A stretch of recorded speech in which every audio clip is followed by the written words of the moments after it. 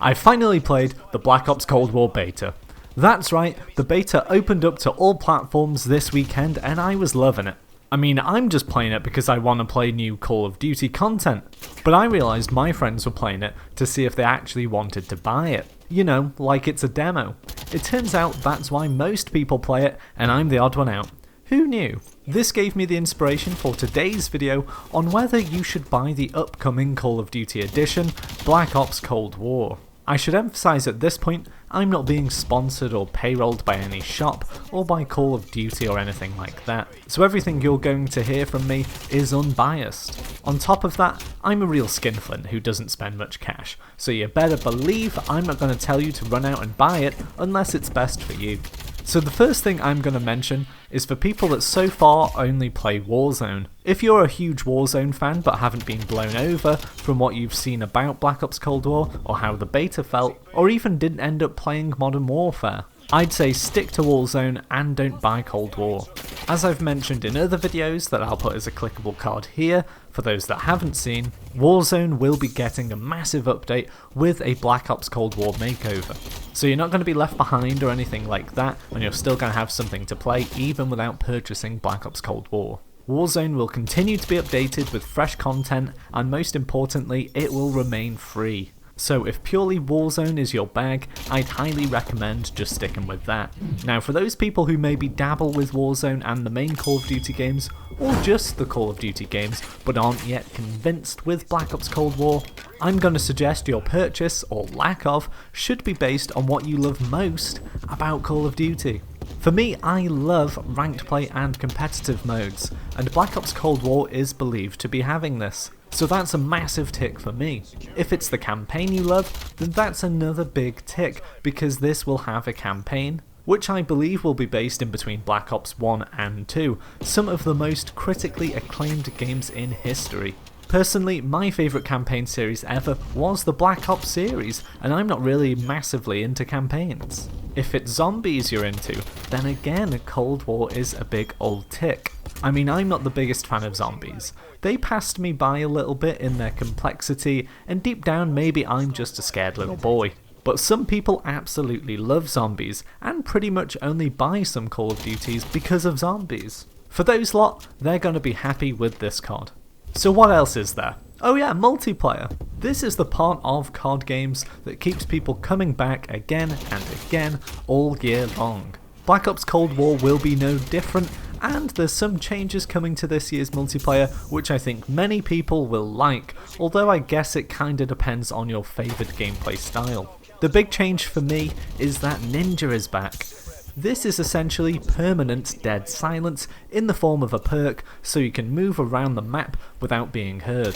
The reason why this has been a favourite of the community for so long is that it encourages faster paced games and generally less camping. When you can be heard by moving just a couple of steps, people don't want to be running out trying to capture objectives and things like that. On the same note as this, the Ghost perk, which stops you from being spotted on UAVs, now only works if you're moving around. Again, this promotes more active games with everyone being promoted to actually move around. This theme continues with score streaks. I've always been a massive fan of score streaks. This basically replaces kill streaks and gives you XP for every kill you get, as well as objectives captured. With this system, instead of kill streaks, you actually get rewarded for taking risks and trying to win the match. On Modern Warfare currently, people will just sit in power positions and not move because they get rewarded for doing so. Now, as you can probably tell, I'm very much a fan of these more active measures in games. Anything less campy and encouraging doing the objectives in a game mode, I'm gonna be a fan of. It's possible that you enjoy the slower paced games and more realistic aspects of COD, which is fine by the way. Black Ops Cold War will have less of this compared to Modern Warfare, I'm not gonna lie to you. But it's not gone crazy in the other direction like some previous Call of Duty titles have, so don't rule it out just yet. There's no jetpacking or crazy future exoskeleton movements like Advanced Warfare and some later Black Ops games. In addition, there's no futuristic weapons in Black Ops Cold War either, as you'd expect in the Cold War. But I mention this because people seem so polarised on these points, and the movement back to boots on the ground gameplay seems to have gone down very well, and Cold War is very much an extension of this. For me and many others, I think the best part about modern games is the variety of things you can do on them, and Black Ops Cold War is absolutely about that. You may find all of the different points I've mentioned that are in Cold War aren't luring you in individually, but collectively they seem like a great prospect. Campaign, ranked mode, multiplayer, zombies, along with Warzone is more than enough to get your teeth stuck into. And from my perspective, it's one of the few games I buy per year. So if I look at the time played to money spent, it's massively worth it. If you see yourself in a similar situation, by all means, buy the damn game. You might be thinking after all this, well, that guy's just a big Call of Duty fan, of course he's just gonna say buy it, he enjoys it. Well, to an extent, that is true. There must be some level of bias that I can't avoid, but I've tried to give an unbiased view of the new Black Ops Cold War game.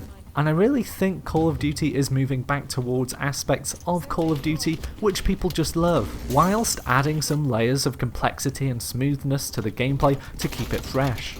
This mixture of the old and new should make for a great game, and I would recommend buying it. But of course, it's all up to you. If the aspects I've been harping on about don't do it for you, just play Warzone and chill out counting your cash. You could even wait a month or two after release and see how everyone's reacting to it in the reviews and things like that. There's no need to rush into it. But that's all from me in this video. I hope it's been helpful to you at least a little bit. If it has, please give the video a like, it really does help the channel out. As does subscribing, which you should do like these awesome people if you want to see more Call of Duty videos. You could even become a member by clicking join next to the subscribe button or the link down in the description for exclusive perks. Bye for now.